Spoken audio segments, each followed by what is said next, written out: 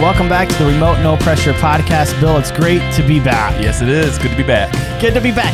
Why do I want to steal your line? I don't know. Every week now at the new studio, it's all right. I'll find something else. Maybe at the end of the show. Who knows? Doubt it. Oh, man. Yes. Sorry about that, Bill. But this episode goes out to all the beer lovers. True beer lovers know the names, and I'm not talking about your local Spaceship Fruity IPA, ship with a P. I'm talking about shit my beer. I'm talking about the names in this competitive beer landscape. Two-Hearted Drunken Monks, Pliny Elders, and Grapefruit Space-Time Machines agree that there's a new name in town. Not a new sheriff, Bill. There's a new sheriff in town. There's a new sheriff in town. It's the International Beer Challenge Award winner of 2020, Bend, Oregon's Craft Beer Award winner of 2020, and one of the top-selling beers in Whole Foods, especially in the Northeast. This unbelievable IPA, only 70 calories. Drum roll, please. That's totally probably screwing with the mic, too. Sorry, guys. It's non-alcoholic. Oh. Yeah. What? Non-alcoholic. See, I love craft beer, and it's hard not to when you live in Grand Rapids, Michigan. But I've had to cut back. You know, I'm getting older. Things are slowing down. It adds up on the waistline, right? It does, and nothing takes a harder toll on my body like local craft heavy IPAs. And although some people claim that the dad bod is so hot right now, I just don't believe him. No. You know, that's from Zoolander. It's so hot right now. Oh, yeah.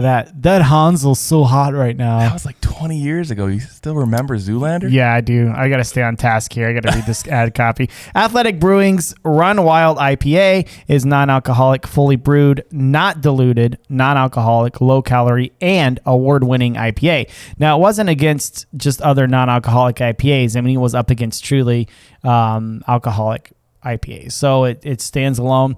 You can have this beer shipped to you directly to your doorstep and save 20% with your discount beermoney.com. Go to athleticbrewing.com and put in the discount code beermoney20. Did I say beermoney.com earlier? You may have. Okay, so for the record, to set it straight, it's not beermoney.com. Right? Right. It's beermoney20. Is the code we're going to use. That's the discount code. It's a discount code, but yeah. And you're going to save 20%. I think that covers most of your shipping. Oh, nice. Yeah. Or you can go to Whole Foods. You can go locally here to Harvest Health and find Athletic Brewing there. We don't have a lot of Whole Foods near us. There's one coming in. Really? Next Grand Rapids? Next to the current Guitar Center right there at the end of that shopping center there. That World Market store? Yeah, it used to be World Market. Yeah, it used to be World Market. Now it's going to be a Whole Foods. It was a World Market. Now it's going to be a Whole Foods. Wow, that's good for Grand Rapids. Good for Grand Rapids. We call it Whole Paycheck. Yeah. That's what we call it. But you can check that out at your local Whole Foods or any of your health food stores. Athleticbrewing.com to have it shipped to your house. Beer Money 20. So go there. It's actually very delicious. Yes, it is. And you can go to our YouTube channel and you can see a cool picture of the can. Mm-hmm. You want to see my can? You want to see my can? But it's been great. So I wanted to talk a little bit about our new album that came out. It's called Heaven. It's the title track for Jeff Troutman and the Parachute Adams Band. Stick around. You'll hear a couple of tracks from that. So we're very appreciative of the whole band. And Bill, we're in a new studio now. I know, right? This is our third week in the studio. Yep. And getting ready. We're rehearsing for our live events. Yes. How's that going? It's going good. Going really good, Bill. Thanks for asking. Thanks for bringing that up. Thanks for bringing that up. No, but we are planning to get out on the road this year to take this album out, but also to bring in some celebrity fly tires and to take the show on the road. So we're very excited about that as things start to open up again. I mean, we last March was when we talked about it, almost a year ago. Oh my gosh, yeah. And we had like over 100 people register right away for our live events, and that all got canceled as we got the coronavirus. Well, luckily you didn't, but yeah. I mean, I think I did. I think I had it in February. Everyone says that, right? Yeah, everybody. Well, I think I had it back in October a year ago. But I've been exposed to it. Like I got exposed to it from you. Yep. You know, I've got exposed to it a few places and didn't realize it. I mean, I didn't expose myself to you when I had it. So, but you exposed me to the coronavirus, not to you. Hey, you want to try something new? It's called Corona. Take off your shirt. Let me show it to you. like last week. You're going to run the gauntlet. This feels strange. You're going to do it. You're going to be on the podcast or not? Sit on the couch. Everybody knew. So tell me about your experience. Anyways. Oh, jeez. this week on the Remote No Pressure podcast, in other news.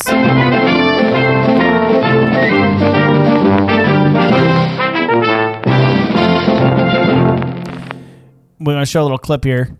Up to, how many seconds can we show? Up to 7. Up to 7 seconds there. If you go to remotenopressure.com or our YouTube channel, you can check it out. Watch Octopuses. Careful. Careful. Wasn't that a James Bond movie? Octopuses punch fish, sometimes for no apparent reason. What have 8 legs, hunt among a group of fish, and can throw a mean sucker punch? According to research published in Ecology last week, the answer would be octopuses. Yes, octopuses, not octopi. I was just going to ask that. We asked. This is on NPR. This is true. You know NPR is 100% legit. So it's not octopuses, it's octopuses, not octopi. I was thinking of another type of octo, but I'm not going to mention it on the, you know what I mean?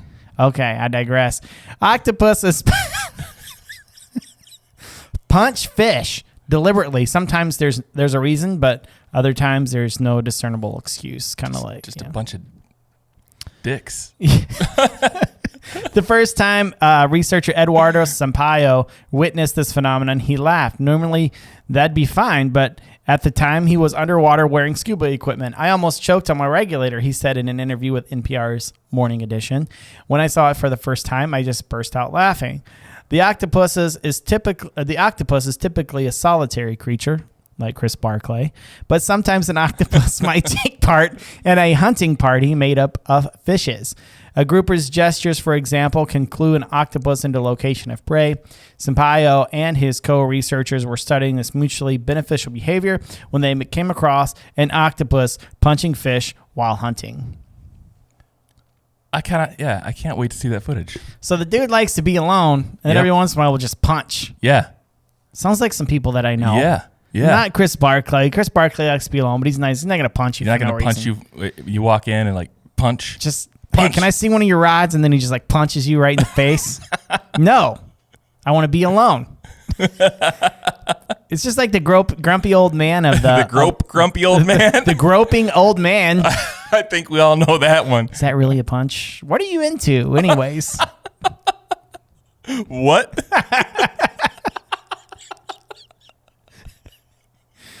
But hey, do you remember the Walking Teddie Bear episode?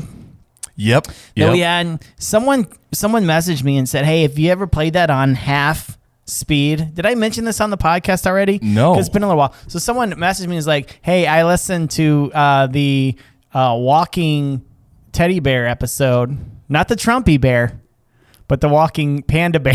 Yeah, I remember that and one. He said, I listened to it on a half speed and almost wet my pants. So I went back and listened to it, and we sound like we're drunk, and it is absolutely hilarious. So if you play it backwards, it says Satan. Exactly. Yeah, exactly. You'll sell your soul to the devil if you listen more than 10 seconds of it backwards. Bear. No, but yeah, did you see the ads for Trumpy Bear? Oh, yeah, you sent them to me. Yep. Oh, my gosh. I'm a former Marine. When I ride my motorcycle, I don't go anywhere without my Trumpy Bear. I'm like, that's bullshit.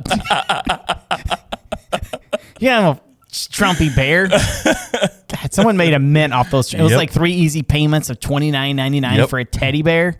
It's like, if I'm paying $100 for a teddy, I digress. Whoa. Hit better. I'm going to stop. Is your wife aware of that? So, but yeah, so that's interesting, artists. Go to remotenopressure.com or click in the links below. Also, be sure to go to our website, remotenopressure.com. Buy a shirt, buy a sticker, buy a decal, do whatever you want. But whenever you purchase something from us, it goes to support the podcast, and we're building. Yeah. And if you'd like us to come to your local area, to a brewery or to some place with you, be sure to reach out to me, Jeff T, at remotenopressure.com, as we start booking for this upcoming season, as we are free at last, kind of partially. Hopefully. We'll see. Maybe. We'll see. But we're see still in 2022. We're still working on it, though, so we're excited. We're going to be positive, but it's hard to be. Wolverines! In other news, we did that already. This week on the Remote No Pressure podcast, we talk with local Michigan angler and rod building hobbyist Gary Lindquist about clubs. Clubs like and millennials, not like not like those kind of clubs, bro. Like the woods. No, but like clubs and millennials. No, it's actually like fly tying clubs. And how we've seen them kind of go down. They're not as popular as they once was. Interesting. As they once were. And so we talk a little bit about why that is. And, to be honest with you, I know a lot of people may not know this, but Gary, I've known Gary. He's the one that I met up with my first time fly fishing when I was teaching myself how to fly fish. And I found a local fly tying club, and it was Gary's club. And he's the one that helped me. And so he's really responsible for a lot of what's going on at this podcast. And wow. So I have been indebted to him for a very long time. And I really like the guy. So, and we can talk good conspiracy theories off air with him too, which is always fun. Oh, nice. Yeah. So welcome to the podcast. Let's light the fire.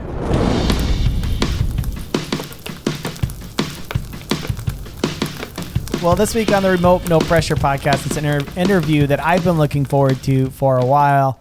I've been wanting to have Gary Lindquist on, a local rod builder here in Grand Rapids. Thanks for hanging out with me, Gary. I really appreciate it. Thanks for having me, Jeff.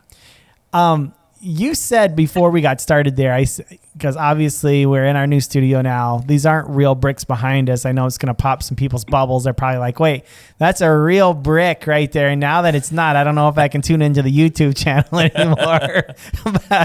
but we got a new studio. Actually, Wild Bill can do interviews with me, which is amazing. But you had said something. You said, don't worry about it because nothing is real anymore. That's exactly what you said. And that's how it feels these days, doesn't it, Gary? With Zoom that is and true. Zoom and everything, all the wilds, you just don't know what to believe anymore. So, no, that is true. But as long as they don't fact check your bricks, we're okay. Deplatformed. Your bricks are a little too red. They're red-skinned bricks. Have you guys been fact checked yet? Have we been fact checked, Bill? 1 second, sorry. I couldn't speak into that. You would probably get the metric side more from YouTube. Yeah. No, we have not. I have. You have? Oh, yeah. My personal Facebook page got fact checked. And I got censored. Facebook jail. Bad boy. Well, Gary, I'm really happy that you're here because one of the reasons that this podcast exists is because of your club here locally. And I've told the story a million times, and I don't know if you listen to our podcast. I just assume no one. Listen to a few. I just assume no one listens, so I'm just going to tell you. I was a stressed out guy. I had a newborn at home, and I literally Googled fly fishing club in Grand Rapids, and I hooked up with you guys on Tuesday nights at the Flat River in Lowell. And I remember you asked me, can you cast that thing more than 10 feet? And I'm like, you can cast a fly line further than 10 feet?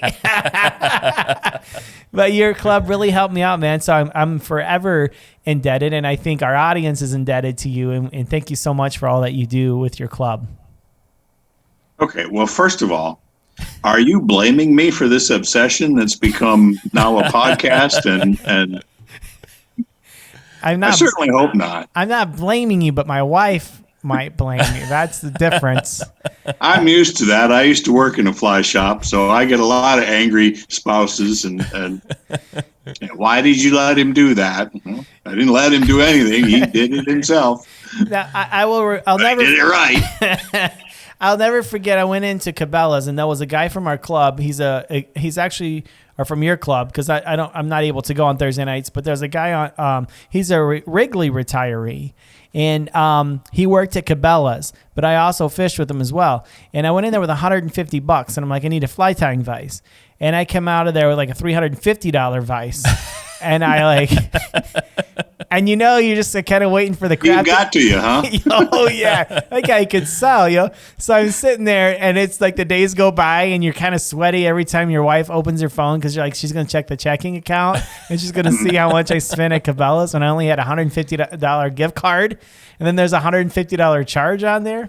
And then, things didn't go up, but it was a great vise. It was a Regal vise, and it was awesome. Do you have it, and do you still use it? No, I don't use that one. I use another vise now. Okay, well, there's a fly club in town. Can you tell us a little bit about your fly club? Yeah, okay. We are the Grand Valley Fly Fishers, and we are a charter club within the Great Lakes Council of Fly Fishers International. And I'm the president of the club, and I'm also a board member on the Great Lakes Council of Fly Fishers International. So what I guess what I like to do is let talk to your audience a little bit about, and let them know some of the benefits of being involved in a club. Some of the things that can benefits that different things that we're doing as far as even on a national or international scale. But I'll start pretty low key with the local club first. We started out just being a bunch of guys who like to tie flies and tell lies. So and really what that wound up being was we started tying flies. I used to do teach a fly tying class at Cabela's when I worked there. And that was a Wednesday night deal, and I used to teach those classes between Memorial Day and Labor Day. And what wound up happening was we wound up getting the same amount of people coming in, and it wound up basically being a club where they'd all come in and we'd all sit down and every night we'd pick a new fly and we'd tie flies and it just morphed into actually becoming a club. So I knew that there was another club in town that was not affiliated with the Great Lakes Council or with Fly Fishers International, I should say, because I was part of that club prior to, and without any national affiliation, you're kind of just a bunch of guys getting together. But that's fine. But the club has a little more credibility, I think, as long as you've got a national following. It's a little bit like Trout Unlimited in the fact that there's a lot of camaraderie and there's a lot of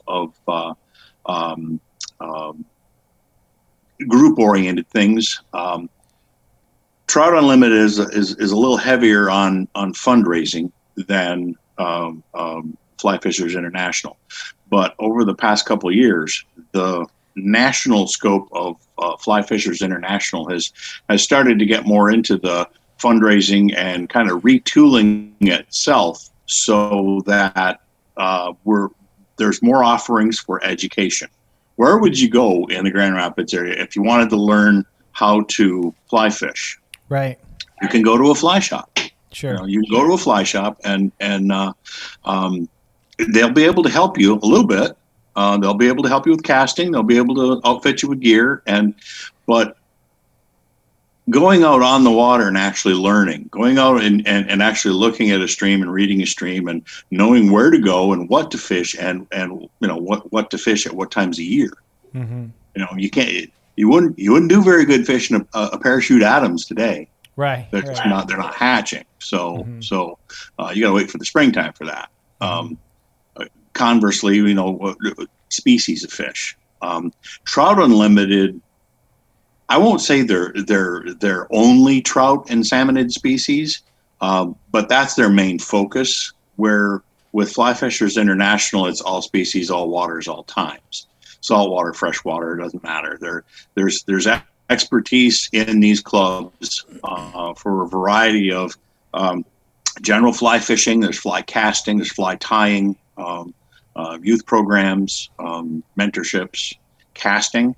There's with the Fly Fishers International, there's something called a casting board of governors, where they set the standards for casting instructors. Wow, that sounds really official. It's like I know, Gandalf. You casting board of governors. Your cast is well, that's not the thing worthy. about fly fishing. We don't use bobbers. We use strike indicators. Right. You can't catch fish with a bobber. Yeah, strike indicators. Yeah, we have our own terminology. It's just kind of funny, and we've talked about that several times on the show. But yeah, I mean, things are serious. But like you said, where are you going to go? I mean, like, let's just say there, Orvis does a great fly yes, casting 101. And it's great. And you go one time. and you can go through the classes or whatever, but it's not like that consistent. It's not that consistent every week learning how to really dive in, and where else are you going to learn that but through a club? And you and I had dialogue last week because we tried to do this interview a week ago, but we had some technical difficulties during our move. But you were saying that millennials and younger people are not wanting to be part of clubs. What is your theory behind that? I know we talked a little bit about it last time, but it seems like times have changed, but why do you think that is? Is it a committal thing? Why do you think young people are so hesitant? There's a couple of things that play out here in that clubs tend to attract an older crowd. Mm-hmm. And I think some of it has to do with social media. Because with social media now, if you want to learn how to tie a fly, you can pull up a video online, at a dozen different places. True. To do that. You don't need to go to a club to do that. We understand that. But what you don't get is maybe some camaraderie. You don't get other interaction. Right. You may not get any critiquing of somebody to say, hey, maybe a little less material. So I don't know that I want to say that millennials are not into, or younger crowds. I shouldn't younger crowds millennials, because younger people tend to not want to become involved in the club setting, where the older guys are. That's what they're all about, because that's all they know. It depends on your definition of club. Yeah, that's a really dumb joke. Young people love to go to the clubs, but not to a club or join a club, right? No. Okay. Totally interrupted you there. Unfortunately, it seems like millennials get the brunt of. They're easy to poke fun at. Yeah, I'm like this weird Xer where I'm not like a boomer. I think the boomers before me, I think, and then the millennials are behind me, and I'm just like, sometimes I feel caught in the middle because I do like avocado toast, but I can barely run a computer.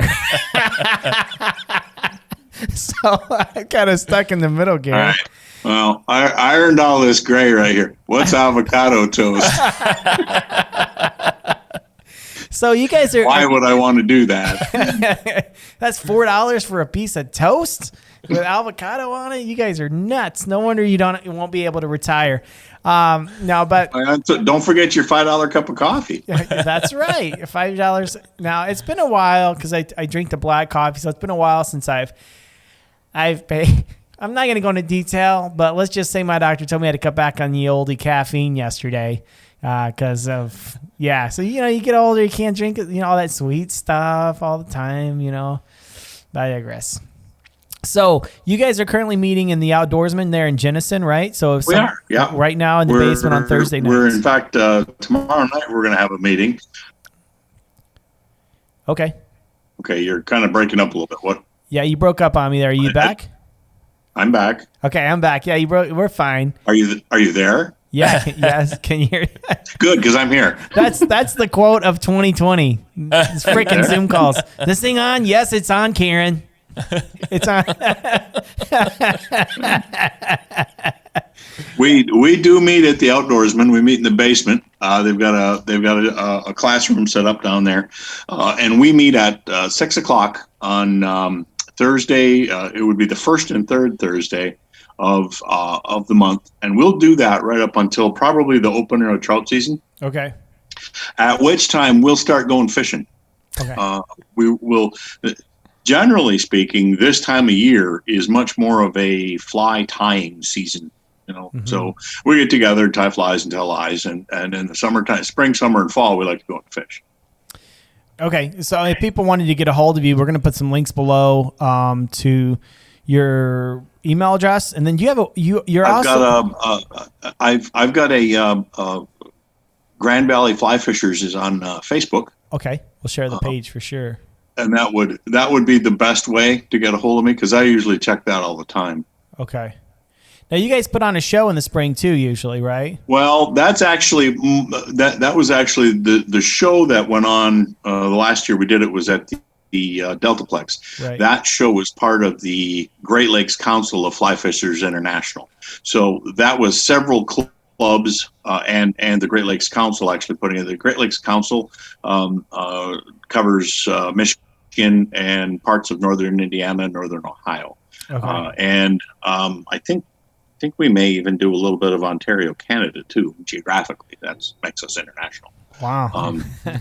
So we've had shows for a number of years that they have used primarily for fundraising, and some of the fundraising goes towards conservation efforts. Goes towards the Great Lakes Council will actually fund scholarships for fisheries students.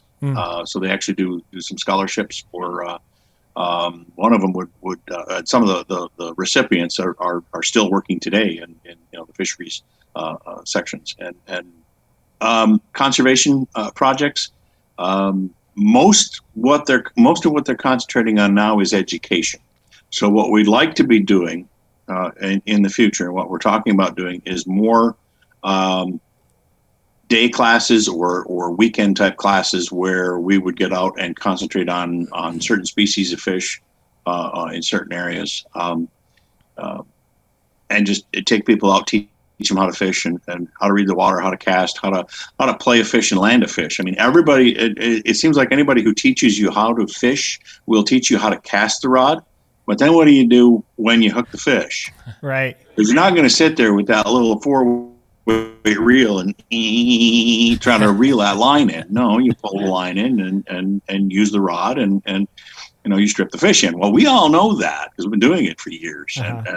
But how do you explain that to somebody who just hooked a 12-inch trout and or better yet, 12-inch smallmouth, and now that 3-weight is bent over and they look like they got a whale on the end of their fish or on the end of their line. Yeah.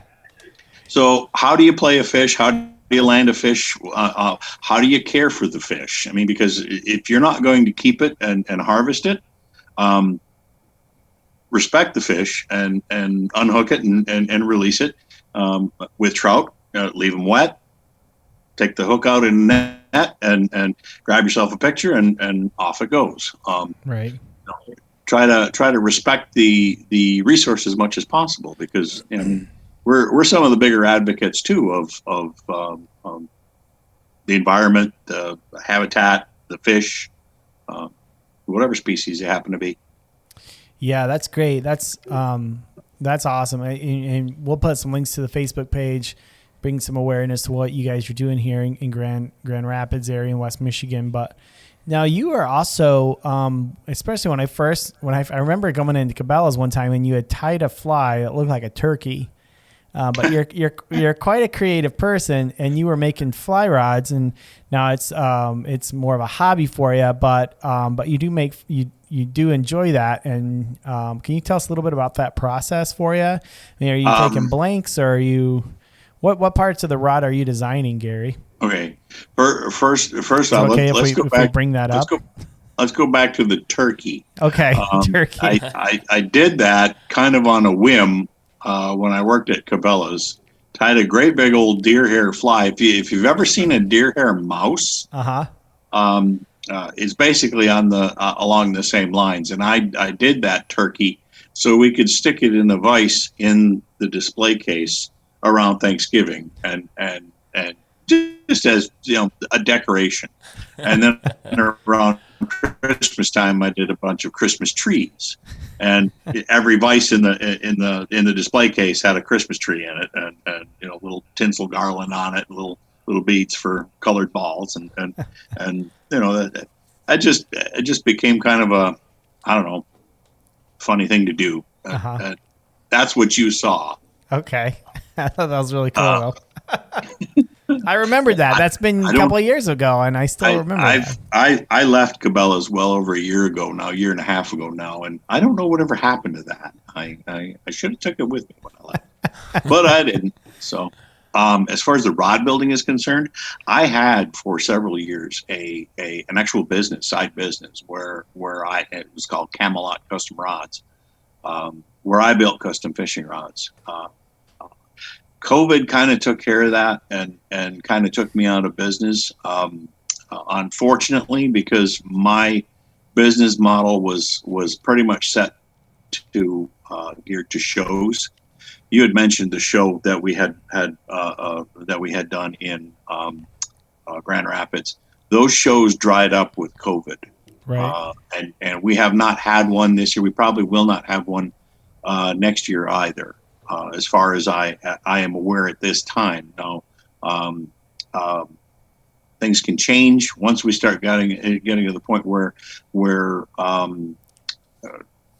can start congregating again in groups of larger than a half a dozen or whatever the current Big Grinch restrictions are. It's hard to keep them straight because they change so often, and now restaurants are open at 25% capacity. Oh boy. Waiting for a table on Saturday night took a long time, a year ago or 2 years ago. Yeah, for sure, especially in Grand Rapids. Yeah. But anyway, the rod building business, I didn't put a lot of effort into, because I don't have a storefront. I don't think I'll ever have a storefront just for building rods. This is always going to be something that I do on the side. But yeah, I did for probably the better part of 17 years had a business going where I built mostly fly rods. Okay.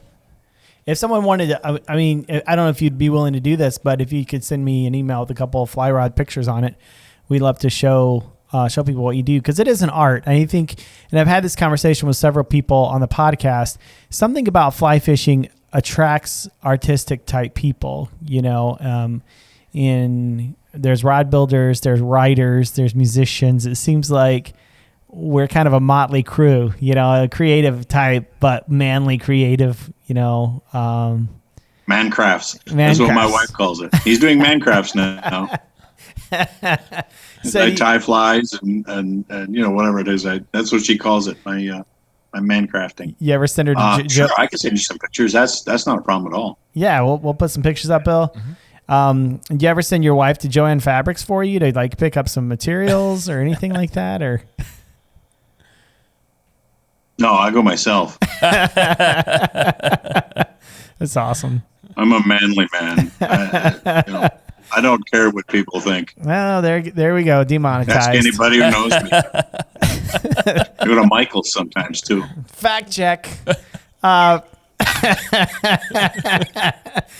Gary, thank you so much for hanging out. We'll be sure to put that link down below to the Grand Valley Fly Tires there, and I really appreciate all that you're doing.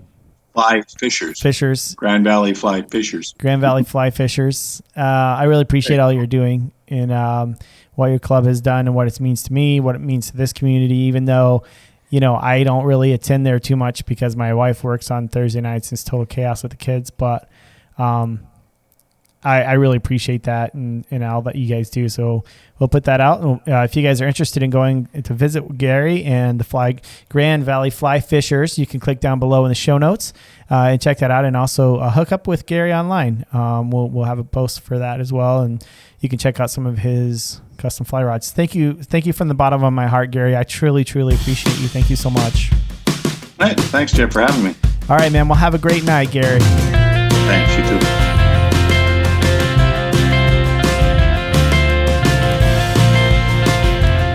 Thank you guys so much for joining us this week on the Remote No Pressure podcast. Bill, did you have any final words for us this week? Oh, man, I knew you were going to ask that, too. I was too busy setting this stuff up, and I had it, and it was in my pocket. I have no idea. I apologize. Be sure to go to remotenopressure.com, buy something, help support the podcast, and also subscribe on your favorite podcasts, leave reviews. You guys know what to do. Until next time, go fishing.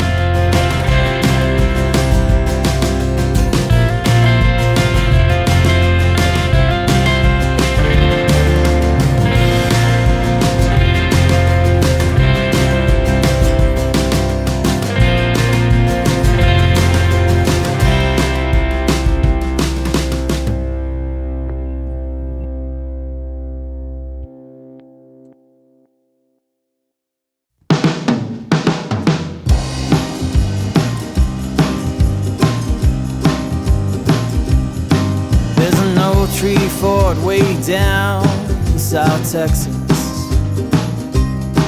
on the corner of Oleander Street. It was the last outpost between boyhood and manhood, the last tree fort on Oleander Street. So saddle up your 10 speeds, boys, raise your capture flags. This is your finest hour, just wait and see. Pack up your bags and every dream you've had, and Godspeed. From the last tree fort on Oleander Street.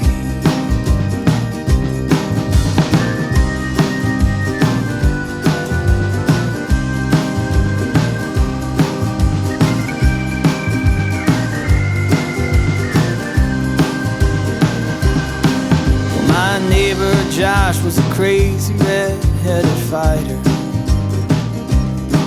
and his brother was a sentimental kid.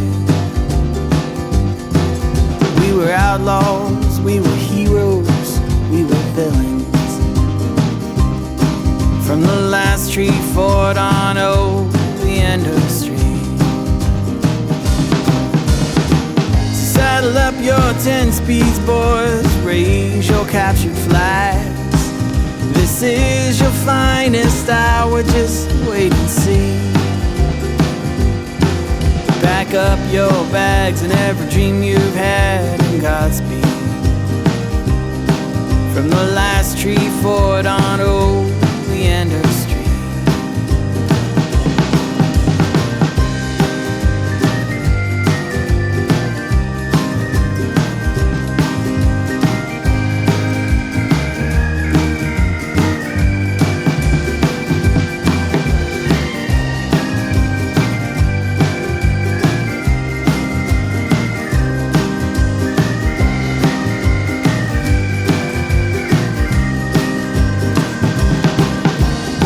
Saddle up your 10 speeds, boys, raise your capture flags. This is your finest hour, just wait and see. Pack up your bags and every dream you've had, and Godspeed. From the last tree fort on Oleander Street. You know, I still miss those days way down in South Texas, on the corner of Oleander Street. Those days were long, but those days are gone behind me. At the last tree fort on Oleander Street. Saddle up your 10 speeds, boys, raise your captured flags. This is your finest hour, just wait and see. Pack up your bags and every dream you've had, and Godspeed. From the last tree fort on Oleander Street. It was the last outpost between boyhood and manhood, the last tree fort on Oleander.